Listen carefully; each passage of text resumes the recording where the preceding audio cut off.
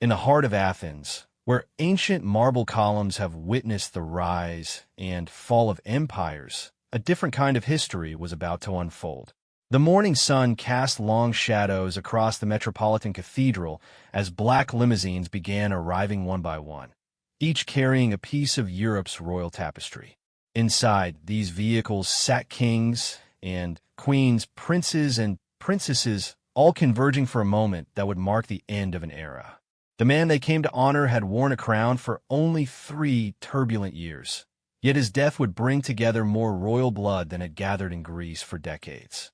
King Constantine II, the last monarch of Greece, lay in his coffin surrounded by the very medals and honors that told the story of a life caught between tradition and revolution, between palace walls and exile's bitter freedom. But this was no ordinary royal funeral. In a country that had voted to abolish its monarchy 50 years earlier, the government's refusal to grant a state funeral sparked fierce debates that echoed through Athens' ancient streets. Some called him a hero who fought for his country's honor. Others labeled him a relic of a forgotten past. Yet here they were, the crowned heads of Europe, defying political tensions to pay their respects to a man whose story embodied the dramatic transformation of modern Greece.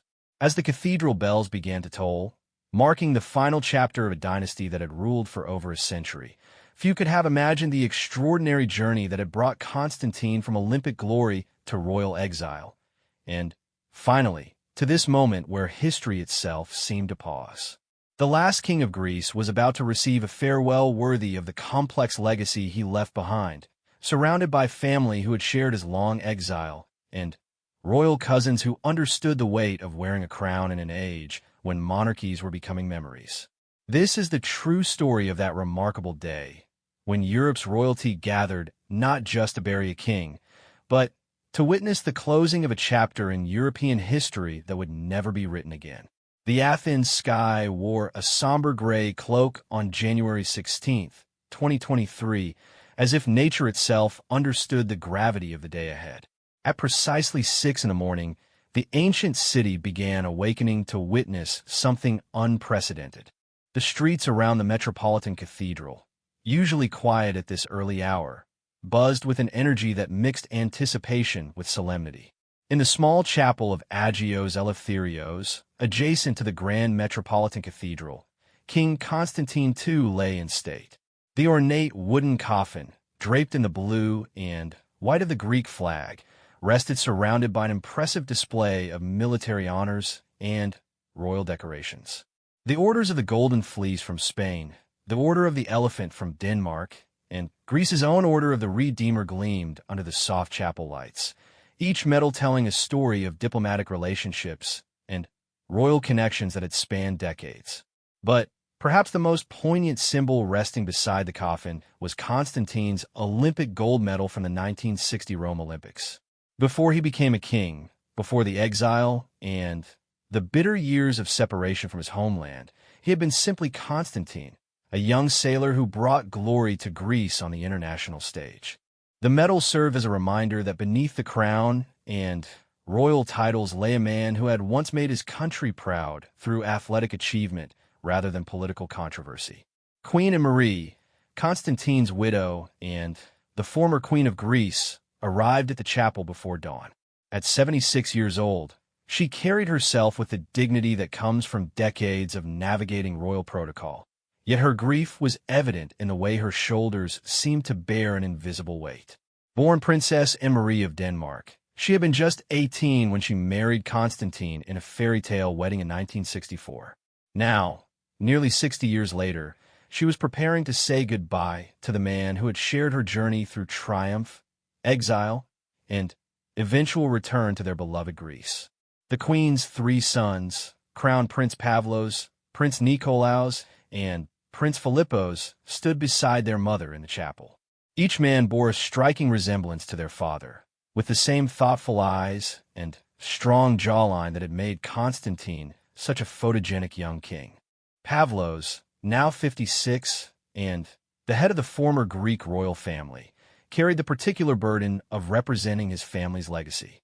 His wife, Crown Princess Marie Chantal, stood supportively beside him, her own American background bringing a modern perspective to ancient traditions. As the morning progressed, ordinary Greeks began gathering outside the chapel.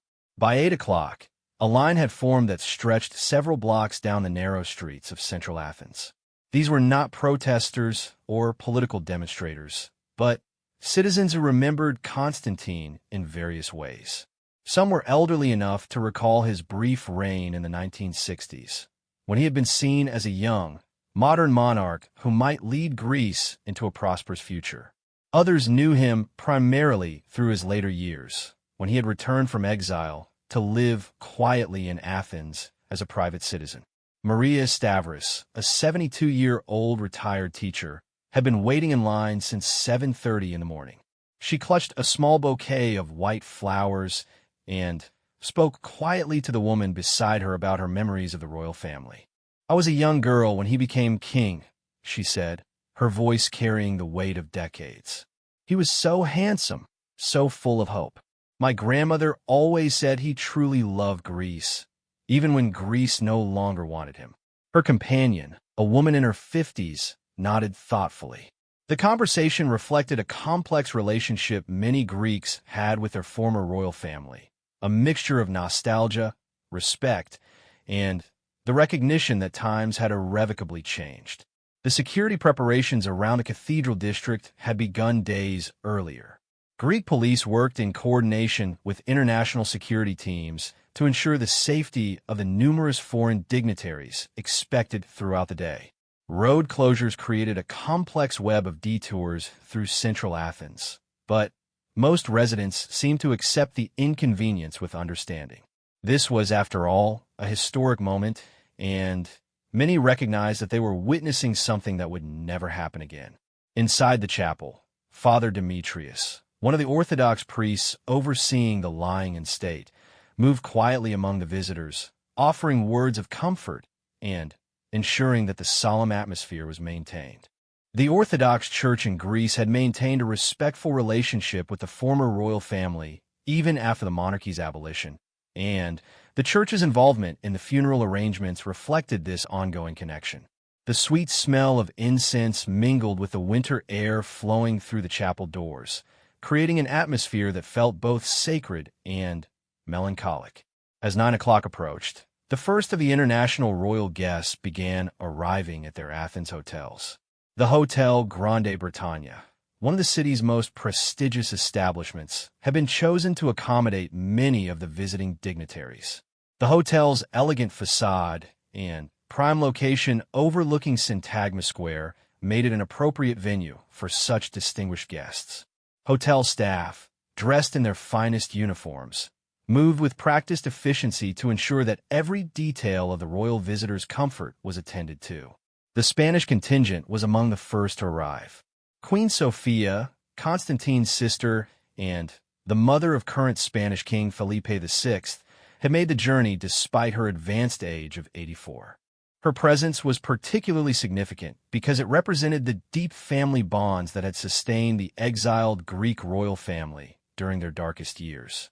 Sofia had married into the Spanish royal family in 1962, 2 years before her brother became king of Greece, and throughout the decades of his exile, she had maintained the connections that kept the Greek royals tied to European monarchy.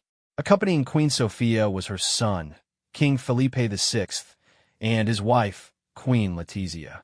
Felipe's presence demonstrated the continued importance of family loyalty among European royals, even when political circumstances made such relationships complicated. Queen Letizia, elegant in her black coat dress that she would later wear to the funeral, represented the modern face of European monarchy.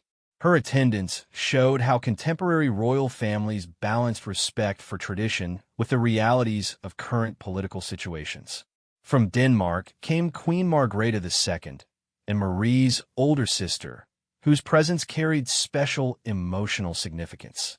The three sisters, Anne-Marie, Margrethe, and Benedict, had been separated by distance and circumstances for much of their adult lives, with Marie's exile creating particular challenges for family gatherings. Now, at this moment of profound loss, Margrethe's presence provided her younger sister with the family support that only a sibling could offer. The Danish queen's arrival also highlighted the complex web of royal relationships that had made Constantine's funeral a significant event for European monarchy. Through his marriage to and Marie, Constantine had become connected not only to the Danish royal family, but to the broader network of royal houses that trace their lineages back to common ancestors.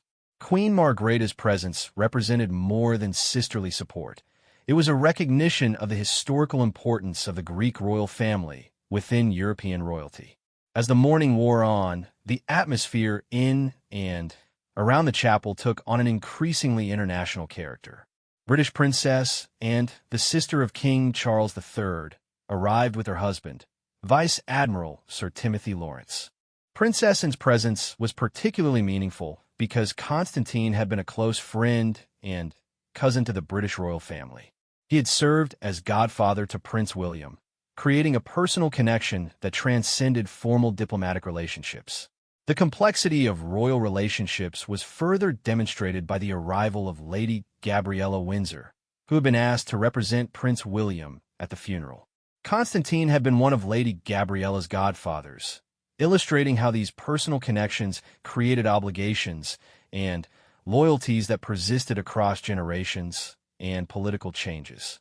Her presence, standing in for the future King of Britain who could not attend due to personal matters, showed how royal families maintained their connections even when circumstances prevented direct participation.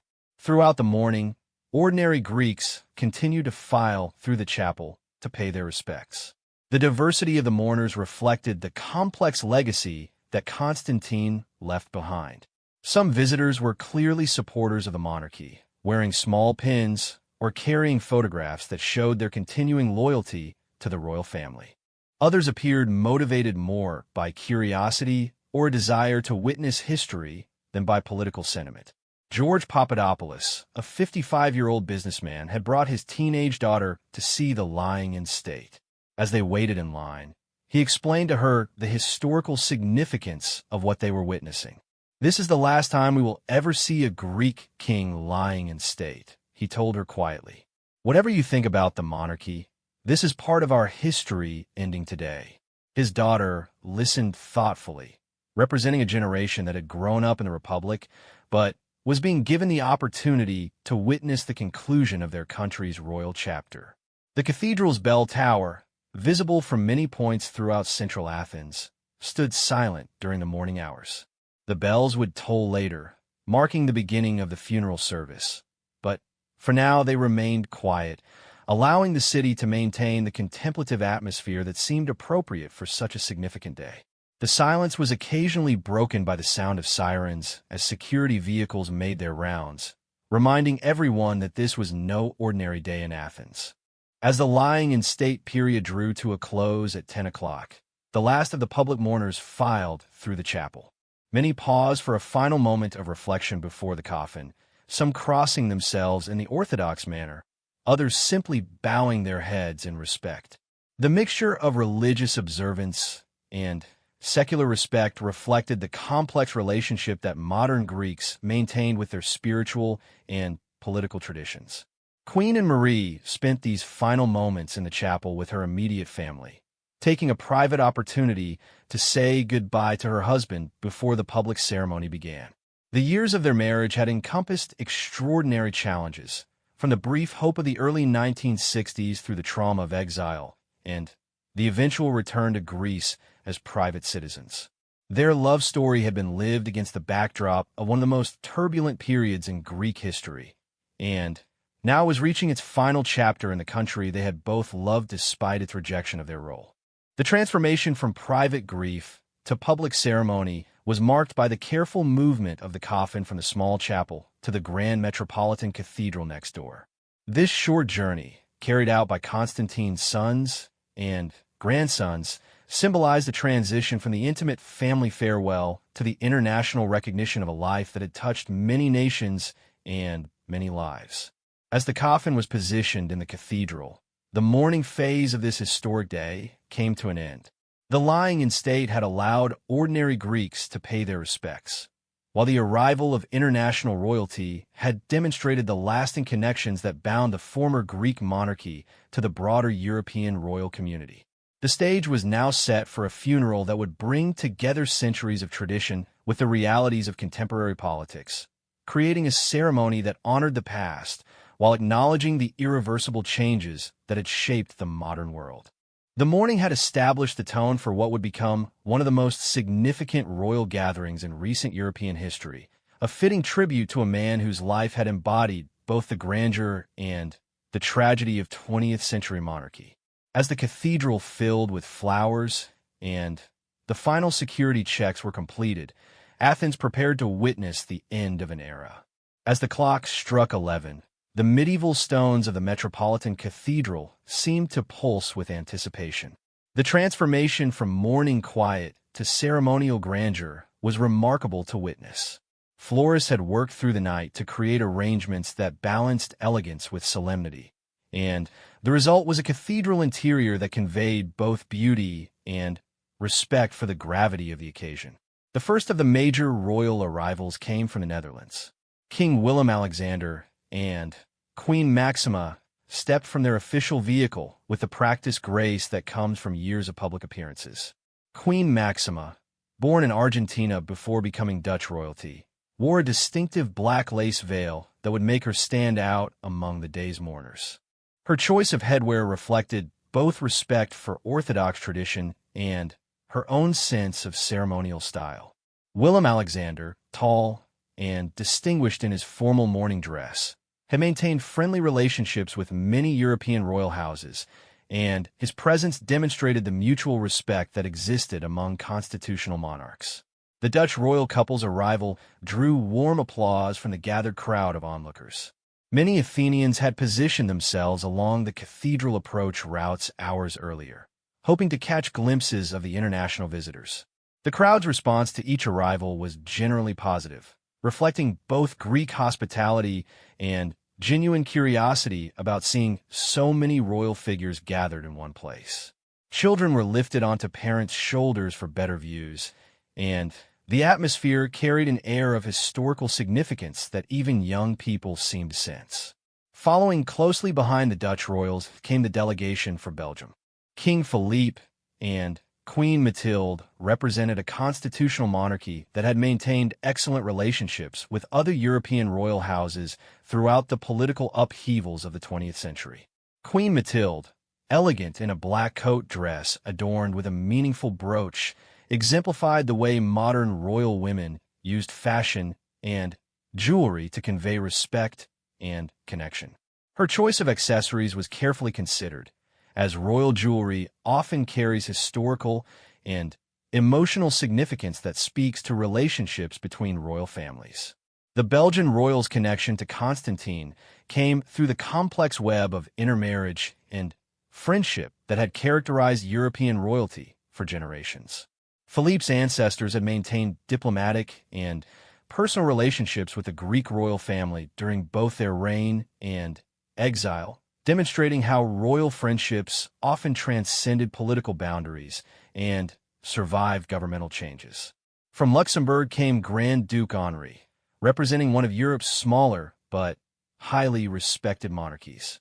Henry's presence was particularly meaningful because Luxembourg's royal family had often served as a neutral meeting ground for other European royals during times of political difficulty. The Grand Duke's distinguished bearing and obvious comfort with ceremonial occasions reflected the important role that smaller royal houses played in maintaining connections within the broader European royal community. The arrival of the Spanish royal delegation created perhaps the greatest stir among the assembled crowd. King Felipe VI and Queen Letizia stepped from their vehicle to considerable applause, their presence representing not just diplomatic courtesy, but deep family bonds. Felipe, as Constantine's nephew through his mother Queen Sophia, carried the particular responsibility of representing both the Spanish crown and the family connection that had sustained the Greek royals during their long exile. Queen Letizia, former television journalist turned queen consort, had mastered the art of royal presentation. Her black coat dress, paired with diamond drop earrings and a meaningful pearl and diamond brooch, created an ensemble that was both sophisticated and appropriately somber. Her transformation from commoner to queen had been watched closely by media around the world, and her presence at Constantine's funeral demonstrated her complete integration into European royal society. The most emotionally charged arrival came when former King Juan Carlos I of Spain stepped from his vehicle. Juan Carlos, now in his 80s, had been living in exile himself due to various scandals, making his appearance at Constantine's funeral particularly poignant. The two former kings had shared the experience of leaving their countries under difficult circumstances, creating a bond of understanding that few others could share. Juan Carlos's decision to travel to Athens despite his own complicated relationship with Spanish public opinion showed the depth of his family loyalty and respect for Constantine. Accompanying Juan Carlos was Queen Sophia, Constantine's sister, whose presence added profound emotional weight to the gathering. At 84, Sophia moved with the careful dignity of advanced age, but her determination to be present for her brother's funeral was unmistakable. She wore a black dress complemented by meaningful jewelry that included pieces with both Spanish and Greek royal significance. Her arrival marked a reunion of siblings that had been separated by geography and circumstance for much of their lives, now brought together for this final farewell. The emotional power of Queen Sophia's presence was enhanced by the knowledge that she had maintained connection with her Greek heritage throughout her years as Spanish queen. She had served as a bridge between the exiled Greek royal family and the international royal community, using her position in Spain to ensure that her brother's family retained their connections and dignity during the difficult years of exile. From Monaco came Prince Albert II, representing the principality that had often served as a refuge and gathering place for European royalty. Albert's father, Prince Rainier, had maintained friendly relationships with many royal families, and Albert had continued these connections into the modern era. His presence demonstrated how smaller royal houses often played important roles in maintaining the network of relationships that bound European royalty together. The British representation was led by Princess Anne, whose arrival created particular interest among both the crowd and international media. As the daughter of the late Queen Elizabeth II and sister of current King Charles III, Princess Anne represented one of Europe's most prominent royal houses.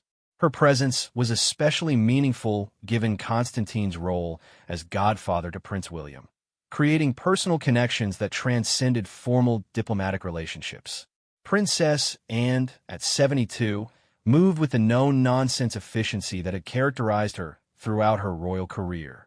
Accompanied by her husband, Vice Admiral Sir Timothy Lawrence, she wore a black button-up coat and knee-high boots that reflected both appropriate solemnity and practical comfort for the day's long ceremonies. Her choice of attire demonstrated the way senior royals balanced respect for tradition with personal style and comfort. Lady Gabriella Windsor, representing Prince William who could not attend, carried particular significance as one of Constantine's goddaughters. Her presence illustrated how royal relationships created obligations and connections that persisted across generations. At 41, Lady Gabriella embodied the way younger members of royal families maintain connections established by their elders, ensuring continuity of relationships even as political circumstances changed. The Scandinavian delegation brought together some of the most closely related royal families in Europe. Queen Margrethe of Denmark, Constantine's sister-in-law through his marriage to Anne-Marie, represented not only the Danish crown, but the particularly intimate family connections that had sustained the Greek royals throughout their difficulties. At 82, Queen Margrethe had become one of the senior figures in European royalty, and her presence lent considerable weight to the occasion. Accompanying Queen Margrethe was Princess Benedict, another of Anne-Marie's sisters, who arrived with her daughter Princess Alexandra. The three sisters, Margrethe, Anne-Marie, and Benedict, had maintained close relationships despite the geographical and political challenges that had separated them for much of their adult lives. Princess Benedict's presence, along with her daughter, demonstrated how royal family relationships extended across generations and created ongoing obligations of support and presence. From Norway came Crown Prince Haakon, representing a constitutional monarchy that had maintained excellent relationships with other European royal houses throughout the 20th century. Haakon's presence demonstrated the respect that Nordic royalty maintained for their Greek counterparts, and his attendance reflected the way royal families supported each other through significant life events regardless of political circumstances. The Swedish royal family's delegation added another layer of Nordic royal representation, emphasizing how the interconnected nature of European royal families created networks of mutual support and respect. Their presence demonstrated that Constantine's funeral had become a gathering point for European royalty that transcended simple diplomatic courtesy and reflected genuine relationships and shared experiences. As each royal delegation arrived, they were greeted by Crown Prince Pavlos and other members of the Greek royal family. These greeting ceremonies, conducted on the cathedral steps, provided opportunities for family reunions and personal connections that had been maintained despite years of separation and political difficulty. The warm embraces and obvious affection displayed between family members created touching moments that humanized the formal ceremonial aspects of the day. The security arrangements for managing so many high-profile arrivals were extensive, but largely invisible to observers. Greek police, working with international security teams, had created a complex system of routes and timing that allowed each delegation to arrive safely while maintaining the dignity appropriate to the occasion. The smooth execution of these arrangements reflected months of careful planning and coordination between multiple governments and security agencies. As the final royal delegations took their places inside the cathedral, the transformation of the morning's quiet reflection into international ceremony was complete.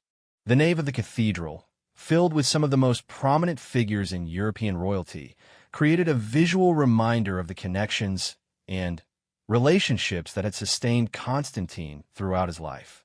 Despite the political controversies that had surrounded his reign and exile, his death had brought together a gathering that testified to the personal relationships and mutual respect that characterized modern European royalty.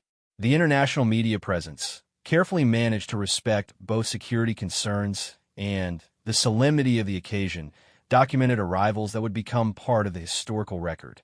Photographers captured moments of family reunion and formal ceremony that illustrated both the continuing relevance of European royalty and the personal connections that sustained these ancient institutions in the modern world.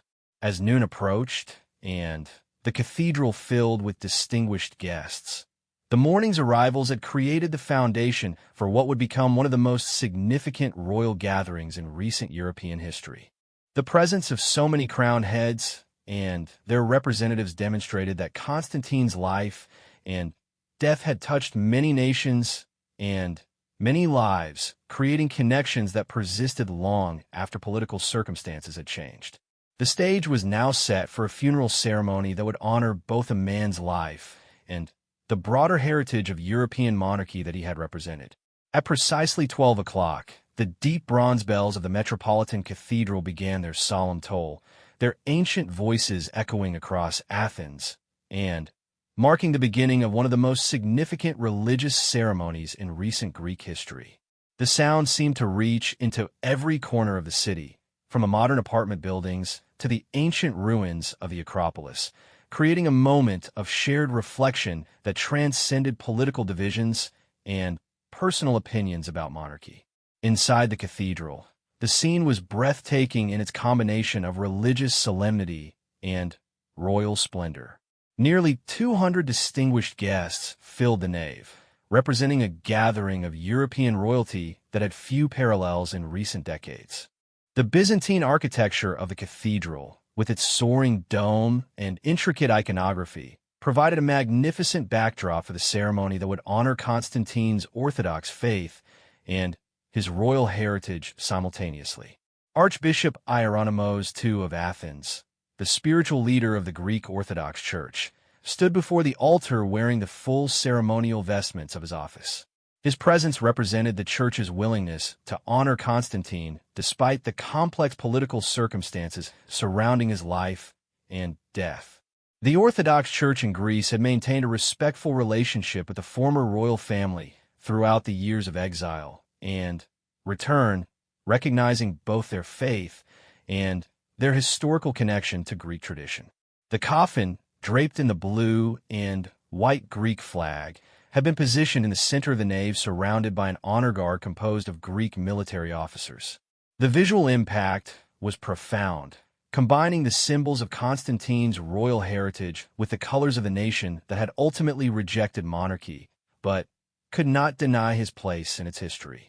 The placement of his Olympic gold medal alongside his royal decorations created a powerful reminder that his legacy encompassed both athletic achievement and royal service. Queen Anne-Marie sat in the front row, flanked by her children and grandchildren, her composure reflecting decades of royal training, while her grief remained evident to those who knew her well. Beside her, Crown Prince Pavlos prepared to deliver the eulogy that would define how Constantine would be remembered by those who had loved him most. The family's positioning in the cathedral emphasized their role as the focal point of both personal mourning and historical transition. The service began with the traditional Orthodox chanting that had echoed through Greek churches for centuries.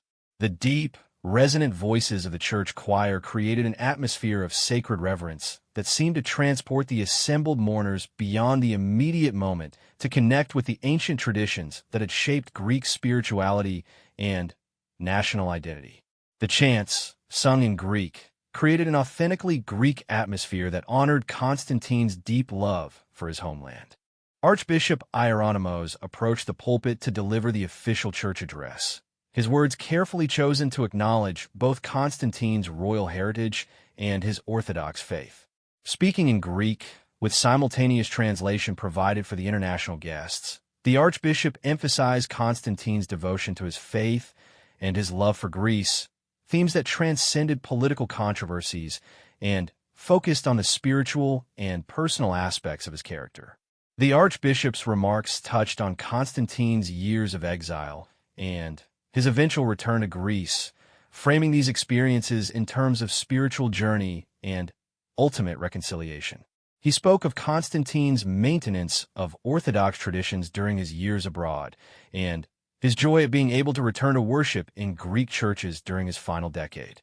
These comments resonated particularly strongly with the Greek mourners present, many of whom had their own complicated relationships with tradition and change in modern Greece. Following the archbishop's address, Crown Prince Pavlos rose to deliver the family eulogy. At 56, Pavlos had lived his entire life in the shadow of his father's complex legacy, experiencing both the privileges and the challenges of being born into a family that had lost its throne but retained its sense of duty and connection to Greece. His words would represent not only personal grief, but the family's final public statement about Constantine's life and meaning. Pavlos began by speaking directly to his father, a personal touch that immediately established the emotional tone of his remarks. "By the grace of God, you drew your last breath in our country, which you always loved above all else throughout your life," he said, his voice carrying both strength and emotion. These opening words captured the central tragedy and triumph of Constantine's story, his long separation from Greece, and his ultimate return to die in the land he had never stopped loving. The eulogy continued with Pavlos recounting his father's Olympic achievements, a reminder that Constantine's first claim to Greek affection had come through athletic excellence rather than royal birthright. Pavlos spoke of watching his father's sailing competitions as a young boy and understanding even then that Constantine's victories brought joy not just to the royal family, but to all Greeks who celebrated his success on the international stage. The Olympic gold medal had been earned through skill and determination, achievements that belonged to Constantine as an individual rather than as a king. Pavlos also addressed his father's years of exile with remarkable honesty and emotional depth. He spoke of growing up in London while always knowing that Greece was home, of family dinners where Greek was spoken and Greek customs maintained, of summer spent with other exiled Greeks who kept their culture alive in foreign lands. These memories painted a picture of a family that had refused to abandon their Greek identity despite being rejected by their homeland.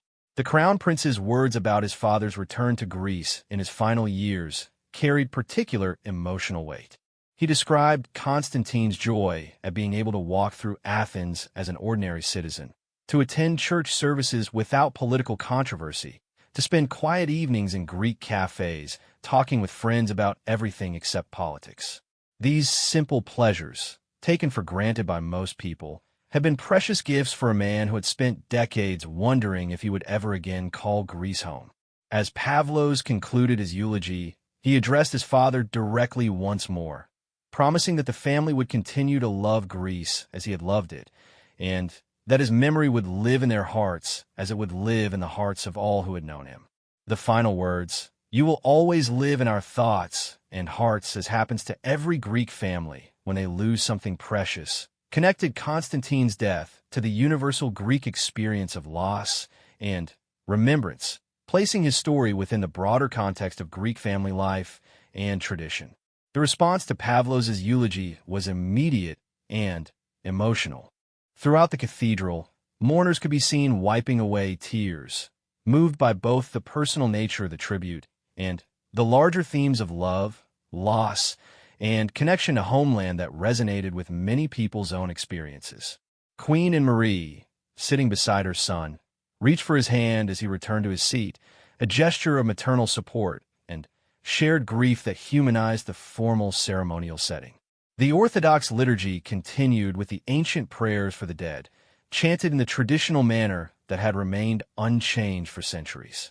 The familiar rhythms and melodies created a sense of continuity that connected Constantine's funeral to the countless other Orthodox services that had been conducted in Greek churches throughout the world. For many of the Greek mourners present, these prayers carried special meaning, representing the spiritual comfort that their faith provided during times of loss and transition. The international guests, many of whom were not Orthodox, followed the service with respectful attention, standing and sitting according to the guidance provided by Greek protocol officers. Their participation demonstrated the way religious ceremonies can create shared experiences that transcend denominational differences, uniting people in recognition of universal themes of mortality and remembrance. During the prayers, special attention was given to Constantine's role as a husband and father, acknowledging that behind the public figure lay a man who had built a loving family and maintained strong personal relationships despite the challenges of his unusual circumstances. The prayers for Marie and their children recognized that royal grief was still human grief, and that the loss of Constantine created a void in many lives beyond its historical significance. As the service moved toward its conclusion, Archbishop Hieronymus delivered the final blessing, his words encompassing both Constantine's individual soul and his broader significance for Greek history and culture. The blessing acknowledged the complexity of Constantine's legacy while focusing on the spiritual aspects of death and remembrance that transcended political considerations. The final moments of the cathedral service were marked by the presentation of floral tributes from the various royal delegations. Each offering carried symbolic significance, representing not only respect for Constantine, but the continuing connections between the Greek royal family and the broader European royal community. The flowers, arranged according to royal protocol, created a beautiful display that honored both Constantine's memory and the relationships he had maintained throughout his life. Queen Marie's final moment at the coffin, supported by her family, provided the service's most emotionally powerful image. Her farewell to her husband of nearly 60 years represented not only personal loss, but the end of an extraordinary partnership that had endured exile, return, and all the challenges that had marked their unique royal journey. Their love story, lived against the backdrop of Greek political upheaval, was reaching its conclusion in the country where it had begun. As the cathedral service concluded and preparations began for the procession to Tatwa Palace. The mourners began to file out of the cathedral with a measured dignity appropriate to the occasion. The service had succeeded in honoring Constantine's memory, while acknowledging the complex feelings that his life and death had generated among Greeks and international observers alike. The combination of Orthodox tradition, royal protocol, and family emotion had created a ceremony that was both deeply Greek and thoroughly international, reflecting the dual nature of Constantine's identity and legacy. The service had provided closure for his family, while opening a new chapter in the story of European royalty's relationship with a changing world. As the cathedral bells continued their toll, marking the transition from religious service to final burial, Athens prepared to witness the concluding chapter of Constantine's remarkable story. The funeral had honored both the man and the monarch, creating a fitting tribute to a life that had embodied both the grandeur and the tragedy of 20th century European royalty. As the cathedral doors opened to the afternoon Athens sun, the transformation from solemn religious ceremony to royal procession began with careful precision. The 18-mile journey from the Metropolitan Cathedral to Tatwa Palace would take the funeral party through both the heart of modern Athens and into the countryside where Constantine's ancestors had established their summer retreat more than a century earlier. The hearse, a dignified black vehicle that would carry Constantine's coffin, waited at the cathedral steps, surrounded by the honor guard that had maintained its vigil throughout the service. Greek military officers, their uniforms immaculate, and their bearing reflecting the gravity of the moment, prepared to escort their former king on his final journey to the royal cemetery where 5 generations of Greek monarchs lay buried. Constantine's 3 sons, Crown Prince Pavlos, Prince Nikolaos, and Prince Philippos, walked solemnly behind the coffin as it was transferred from the cathedral to the hearse. Their matching dark suits and shared grief created a powerful image of family unity in the face of loss. Pavlos, as the eldest son and now head of the former royal family, bore the particular burden of representing his father's legacy while managing his own emotions during this final farewell. Prince Nikolaos, the middle son who had pursued a career in international finance, walked with the measured dignity that characterized all his public appearances. His presence represented the way the Greek royal family had adapted to modern circumstances while maintaining their sense of identity and purpose. Prince Philippos, the youngest son who had only recently married, represented the family's future and their determination to preserve Constantine's memory for coming generations. The formation of the funeral convoy required complex coordination between Greek police, international security teams, and royal protocol officers from multiple countries. 40 vehicles would make the journey to Tatwa, carrying not only family members, but the international royal guests whose presence had transformed Constantine's funeral into one of the most significant royal gatherings in recent European history. Queen and Marie rode in the first car behind the hearse, accompanied by Crown Princess Marie Chantal and a daughter Princess Theodora. The 3 women represented 3 generations of the Greek royal family, their shared presence demonstrating the continuity that would preserve Constantine's memory long after his burial. Queen Marie, despite her grief, maintained the composed dignity that had characterized her throughout her decades as a royal spouse. The route from central Athens to Tatwa Palace took the convoy through neighborhoods that reflected the dramatic changes Greece had experienced during Constantine's lifetime. From the historic center with its ancient monuments and medieval churches, the procession passed through areas of modern development that had grown up during the decades of economic growth and political transformation that had followed the restoration of democracy. As the convoy moved through Athens, hundreds of Greeks lined the streets to watch the procession pass. Their presence reflected a complex mixture of emotions and motivations.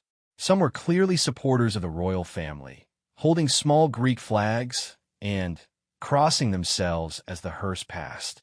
Others seemed motivated primarily by curiosity about witnessing a historic moment, recognizing that they were seeing the end of an era in Greek history.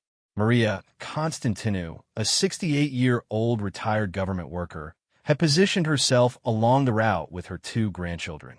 As she explained to them what they were witnessing, she reflected the complicated relationship many Greeks maintained with their royal past. "He was our king once," she told the children quietly. "Whether you think that was good or bad, it was part of our history, and history deserves respect." Her words captured the way many Greeks had moved beyond the political controversies of the past to recognize Constantine's death as a significant historical moment. The international royal guests traveled in separate vehicles, their convoys providing opportunities for the private conversations and family connections that had sustained European royalty through decades of political change. Queen Letizia of Spain rode with her husband King Felipe, their presence representing both diplomatic courtesy and genuine family affection for Constantine and his family. Their conversation during the journey reflected the way royal families maintained personal relationships that transcended formal state connections. Princess Anne of Britain traveled with her husband Vice Admiral Sir Timothy Lawrence, their vehicle carrying representatives of one of Europe's most prominent royal houses. Princess Anne's presence was particularly meaningful given Constantine's role as godfather to Prince William, creating personal connections that had influenced British royal family relationships for generations. Her attendance demonstrated how royal obligations and affections created networks of support that persisted through changing political circumstances. The Dutch royal couple, King Willem-Alexander and Queen Maxima, used their journey to Tatwa to discuss the significance of what they were witnessing with their security detail and protocol officers. Their conversation reflected the way contemporary European monarchs understood their role in maintaining traditions while adapting to modern realities. Queen Maxima's unique perspective as someone born outside European royalty but fully integrated into its traditions provided insights into how these ancient institutions continued to evolve. As the convoy left the urban areas of Athens and moved into the countryside, the landscape began to change dramatically. The hills and forests around Tatwa Palace had been the scene of both joy and tragedy for the Greek royal family over the decades. This had been where Constantine spent happy childhood summers, where he had learned to love the Greek countryside, and where his family had maintained their connection to the land even after losing their political role. The approach to Tatwa Palace revealed the extensive preparation that had been necessary to make the royal cemetery suitable for Constantine's burial. The devastating wildfires of 2021 had damaged much of the area around the palace, leaving burnt trees and scarred landscape that had required months of restoration work. Greek government crews had worked tirelessly in the weeks following Constantine's death to repair the damage and create an appropriate setting for the burial of their former king. The restoration work had involved not only clearing fire damage, but also repairing the small Church of the Resurrection near the royal cemetery, where final prayers would be conducted before Constantine's burial. New gravel paths had been installed to provide dignified access to the burial site, and the entire area had been landscaped to create an atmosphere of peace and beauty appropriate for its sacred purpose. As the convoy approached the palace grounds, the contrast between the restored cemetery area and the surrounding fire-damaged landscape served as a powerful reminder of both destruction and renewal. The restoration work represented a form of reconciliation between the Greek state and the royal family, a recognition that Constantine's burial deserved to be conducted with dignity regardless of political differences about monarchy itself. The security arrangements at Tatwa required even more complex coordination than those at the cathedral. The rural location and the need to accommodate 40 vehicles and their passengers while maintaining both safety and privacy had challenged Greek security planners for weeks. The successful execution of these arrangements demonstrated the Greek government's commitment to ensuring that Constantine's funeral proceeded smoothly despite the political sensitivities involved. The assembled media, restricted to designated areas that balanced their need for coverage with respect for family privacy, documented the convoy's arrival at what would become Constantine's final resting place. The images they captured would become part of the historical record of European royalty, preserving the memory of a gathering that brought together some of the most prominent royal figures of the early 21st century. Queen Sophia of Spain, Constantine's sister, made the journey with particular emotion, knowing that she was traveling to the place where her family's Greek story would reach its conclusion. At 84, she had lived through the entire arc of the Greek royal family's 20th century experience, from the height of their power through exile and eventual return as private citizens. Her presence in the convoy represented both personal grief and historical witness to the end of an era. The Danish delegation, led by Queen Margrethe, traveled with the knowledge that they were supporting Marie during the most difficult moment of her life. The three Danish princesses who had married into royal families across Europe, Margrethe as Queen of Denmark, and Marie as Queen of Greece, and Benedict as Princess of Sayn-Wittgenstein-Berleburg, had maintained close relationships despite the geographical and political challenges that had separated them for much of their adult lives. This journey to Tatwa represented their final gathering as sisters around Marie during her greatest time of need. As the convoy reached the gates of Tatwa Palace, the transition from public ceremony to private family farewell began. The reduced number of mourners who would witness the actual burial reflected both the intimate nature of this final portion of the funeral and the practical limitations of the cemetery site. Only 60 guests would continue from this point, representing family members, close friends, and the most significant international representatives. The selection of those who would witness the burial had required delicate diplomatic considerations. Each invitation reflected relationships and connections that had sustained Constantine throughout his life, from family members who had shared his exile to royal cousins who had maintained friendships across political boundaries. The guest list represented a distillation of Constantine's most important personal and diplomatic relationships. Crown Prince Pavlos took responsibility for welcoming the burial guests and ensuring that the transition from public funeral to private burial maintained appropriate dignity and respect. His role as host during these final hours reflected his position as the new head of the Greek royal family and his responsibility for preserving his father's legacy while managing the complex relationships that would continue after the funeral concluded. As the convoy vehicles were arranged in the palace courtyard and guests prepared for the short walk to the cemetery, the afternoon light filtering through the trees created an atmosphere of natural beauty that seemed appropriate for Constantine's final farewell. The combination of restored landscapes, ancient trees, and the distant view of the Greek countryside provided a setting that honored both Constantine's love of Greece and his family's long connection to this particular place. The journey from Athens to Tatwa had served as more than simple transportation. It had provided a transition from the public recognition of Constantine's death to the private family grief that would characterize the burial itself.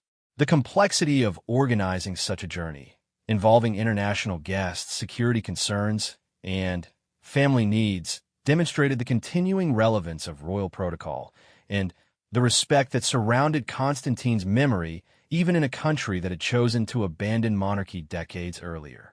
The royal cemetery at Tatwa Palace, nestled among ancient pine trees and carefully tended gardens, provided a setting of profound beauty and historical significance for Constantine's final farewell. Here, among the marble monuments and weathered headstones, lay 5 generations of Greek monarchs, from the dynasty's founder king George I to Constantine's parents, King Paul and Queen Frederica. The cemetery represented more than a burial ground. It was a repository of Greek royal history and a symbol of the family's enduring connection to the land they had served and loved. The restored Church of the Resurrection stood at the heart of the cemetery, its small Byzantine dome and ancient stone walls creating an atmosphere of timeless reverence. The building, damaged in the recent wildfires but lovingly repaired in preparation for this day, represented the spiritual foundation that had sustained the Greek royal family through triumph and tragedy. Inside the church, final prayers would be offered before Constantine joined his ancestors in the Greek soil he had longed to return to throughout his years of exile. As the 60 selected guests gathered in the cemetery, the afternoon light filtered through the pine branches, creating patterns of shadow and golden illumination that seemed to reflect the complex legacy of the man they had come to bury. The intimate nature of this gathering stood in marked contrast to the public ceremony at the cathedral, allowing for the personal grief and family connections that lay at the heart of this final farewell. Constantine's coffin, carried by his 3 sons and 4 grandsons, made its final journey from the hearse to the small church where the concluding prayers would be offered. The sight of 7 men, representing 2 generations of the Greek royal family, bearing their father and grandfather to his final rest, created one of the most emotionally powerful images of the entire day. Their shared burden was both literal and symbolic, representing the responsibility for preserving Constantine's memory and continuing the family's connection to Greece that would now fall to them. Crown Prince Pavlos, at the head of the coffin bearers, carried not only his father's physical remains, but the weight of leadership that had now passed to him. As the new head of the Greek royal family, he bore responsibility for maintaining the relationships and traditions that Constantine had preserved throughout his life. His composed bearing during these final moments reflected both personal strength and awareness of his new role. Prince Nikolaos and Prince Philippos, flanking their elder brother, represented the family's future and their commitment to honoring their father's memory while building their own lives in contemporary Greece. Their presence as coffin bearers demonstrated the unity that would sustain the family as they navigated their post-Constantine future. The 4 grandsons, ranging in age from their teens to their 20s, represented the family's youngest generation and their connection to a Greece that had never known monarchy but might still appreciate the values and traditions that their grandfather had embodied.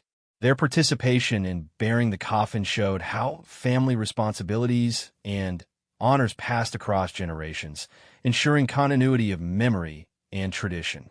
Queen Marie, supported by her daughters Princess Alexia and Princess Theodora, followed the coffin into the small church with the dignity that had characterized her throughout 6 decades of royal life.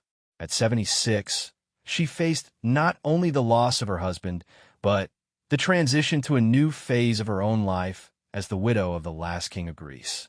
Her composure during these final moments reflected both personal strength and recognition that this farewell was being witnessed by representatives of royal families across Europe.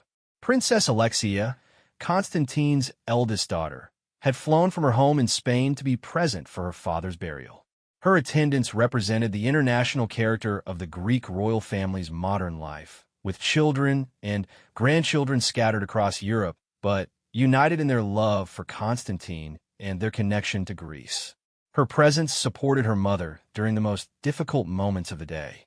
Princess Theodora, the youngest of Constantine's children, stood beside her mother as they entered the church where her father would receive his final blessing. Recently engaged to Matthew Kumar, she represented the family's future and their adaptation to contemporary life while maintaining respect for their heritage and traditions. Inside the Church of the Resurrection, Archbishop Hieronymus conducted the concluding prayers with the same reverence and dignity that had characterized the cathedral service. The smaller space created a more intimate atmosphere, allowing the Archbishop's words to carry special meaning for family members and close friends who had shared Constantine's journey through the complexities of his unique life. The Orthodox prayers for the dead, chanted in the ancient manner, connected Constantine's burial to centuries of Greek Christian tradition. The familiar melodies and sacred words provided comfort to his family while honoring the faith that had sustained him throughout his life. The prayers also acknowledged his role as husband and father, recognizing that behind the public figure lay a man who had built a loving family despite the challenges of his circumstances. Queen Sofia of Spain, Constantine's sister, participated in the prayers with particular emotion, knowing that she was bidding farewell not only to her brother, but to her connection to their shared childhood in Greece. At 84, she represented the last living link to the Greek royal family's earlier generation and Her presence provided both historical continuity and personal support for Anne-Marie during these final moments. The international royal guests who had been selected for the burial participated with respectful attention to the Orthodox traditions, their presence demonstrating the way royal families transcended religious and cultural differences to support each other during significant life events. Their participation in these final prayers showed how personal relationships among European royalty created bonds that persisted beyond formal diplomatic connections. As the prayers concluded, the coffin was carried from the church to the prepared gravesite, where Constantine would be buried beside his parents in the Greek soil that he had loved throughout his life. The short procession through the cemetery allowed mourners to see the other royal graves, each monument telling part of the story of the Greek monarchy's century-long existence. The gravesite itself, carefully prepared and surrounded by fresh flowers, provided a beautiful final resting place that honored both Constantine's royal heritage and his love for the natural beauty of the Greek landscape. The location, with views of the surrounding hills and forests, reflected the peace that Constantine had found during his final years living quietly in Athens as a private citizen. The burial ceremony, conducted according to Orthodox tradition, included the final blessing of the gravesite and prayers for Constantine's soul. Family members each contributed handfuls of earth to cover the coffin, a tradition that connected them physically to the act of burial, while symbolizing their acceptance of Constantine's death and their commitment to preserving his memory. Queen Anne-Marie's final gesture at the graveside, the placement of a single white rose on her husband's coffin, provided the ceremony's most emotionally resonant moment. The simple flower, representing both love and farewell, symbolized the end of marriage that had spanned nearly 60 years and endured challenges that few couples ever face. Her quiet dignity during this moment reflected both personal grief and recognition that this farewell was concluding a significant chapter in European royal history. As the burial ceremony concluded, the assembled guests began the transition from formal farewell to personal remembrance. The reception that would follow at the Hotel Grande Bretagne in Athens would provide opportunities for family reunions and shared memories that would help preserve Constantine's legacy while allowing his family and friends to begin the process of moving forward without him. The successful completion of Constantine's funeral and burial represented more than the end of a single life. It marked the conclusion of the Greek monarchy's active role in European royal circles. While Constantine's children and grandchildren would continue to maintain their royal titles and connections, his death meant that Greece would no longer have a former king whose presence provided a living link to the country's monarchical past. The gathering at Tatwa had also demonstrated the continuing relevance of European royal relationships in the 21st century. Despite political changes and social evolution, the bonds between royal families had proven strong enough to bring together representatives from across Europe to honor Constantine's memory. These relationships, built on shared experiences and common challenges, had created networks of support that transcended national boundaries and political differences. As the guests prepared to leave Tatwa Palace, the setting sun cast long shadows across the cemetery, creating a peaceful atmosphere that seemed appropriate for Constantine's final rest. The combination of natural beauty, historical significance, and family love had created a burial that honored both Constantine's individual life and his place in the broader story of European monarchy. The day's events, from the early morning lying in state through the cathedral funeral to the intimate burial at Tatwa, had succeeded in providing Constantine with a farewell that reflected both his royal heritage and his personal character. The gathering of European royalty, the participation of ordinary Greeks, and the dignity of the ceremonies had created a fitting tribute to a man whose life had embodied both the grandeur and the challenges of 20th century monarchy. Crown Prince Pavlos, now bearing full responsibility for the Greek royal family's future, used his final moments at his father's graveside to silently pledge continued dedication to the values and connections that Constantine had preserved throughout his life. The burden of leadership passed from father to son beside Constantine's fresh grave, represented both ending and beginning, the close of one chapter in Greek royal history and the opening of another that would honor the past while embracing the future. As the last of the mourners departed Tatwa Palace, and the cemetery returned to its peaceful quiet, Constantine's burial was complete. The last king of Greece lay at rest among his ancestors. In the Greek soil he had loved above all else, surrounded by the natural beauty that had sustained him throughout his remarkable journey from Olympic champion to exiled king to beloved family patriarch.